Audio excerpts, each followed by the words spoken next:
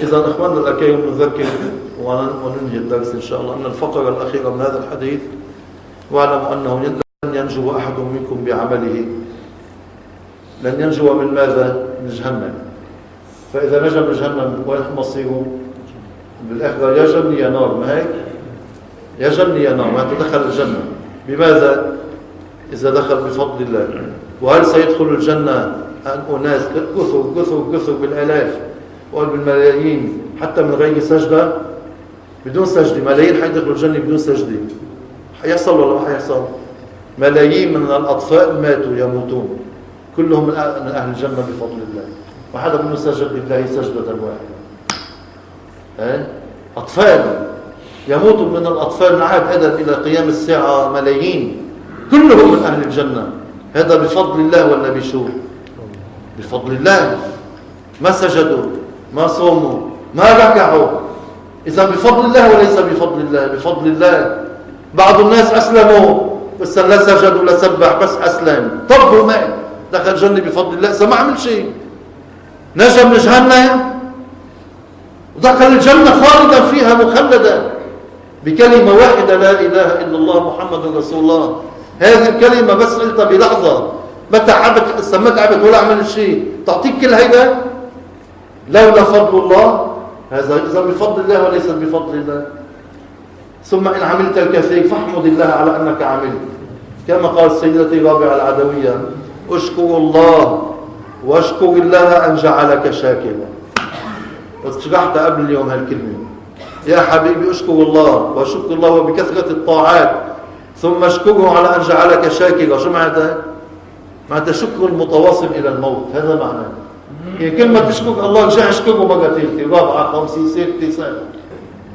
إذا هذا حالك معك وقت السرب بقى، معك وقت تستحقر الناس، معك وقت تغتاب الناس، ما بقى في وقت. والله يمنع من على الغفل قبل أن نموت.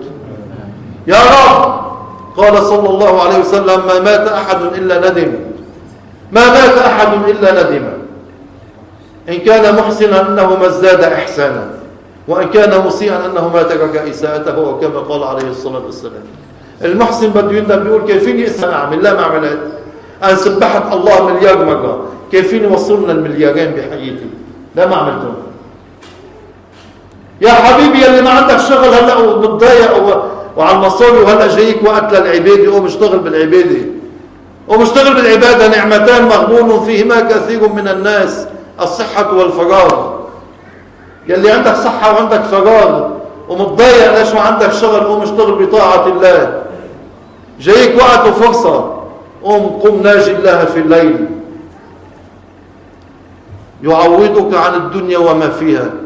جاء رجل إلى النبي صلى الله عليه وسلم قال له: ربحت 30,000 أوقية، 30 أوقية من الفضة، 30 أوقية بيوم واحد من الفضة. 30 أوقية كتار ولا لا كتار؟ قال له صلى الله عليه وسلم: هل أدلك على رجل ربح أكثر منك؟ فظن الرجل أنه سيقول له: ربح 30 أوقية ذهب مثلا. فالنبي قال: فلان الآن دخل المسجد وصلى ركعتين، ربح أكثر منك. جايك فرصة، قوم.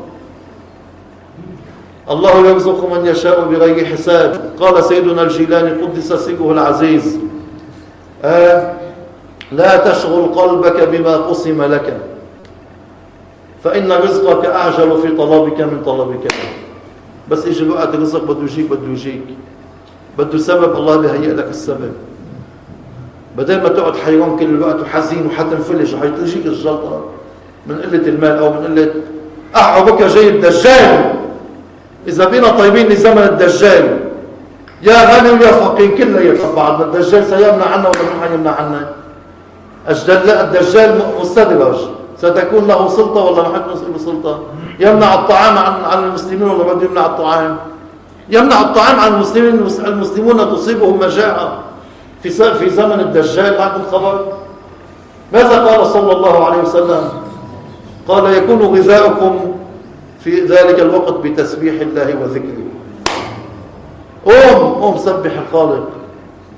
جيلاني بدون دجال سنة بلا أكل ومي.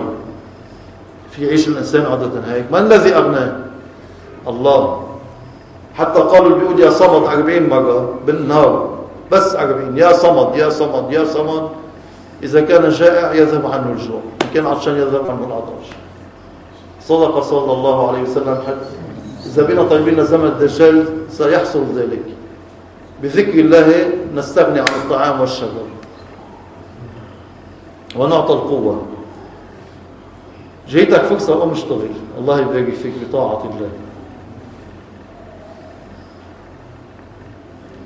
الله الله الله الله الله الله الله الله الله هو الله هو الله الله الله الله. الحمد لله. الله يفتح علينا وعليكم. بارك الله فيكم يا أخوان. وصلى الله على سيدنا محمد وعلى آله وأصحابه الطيبين الطاهرين.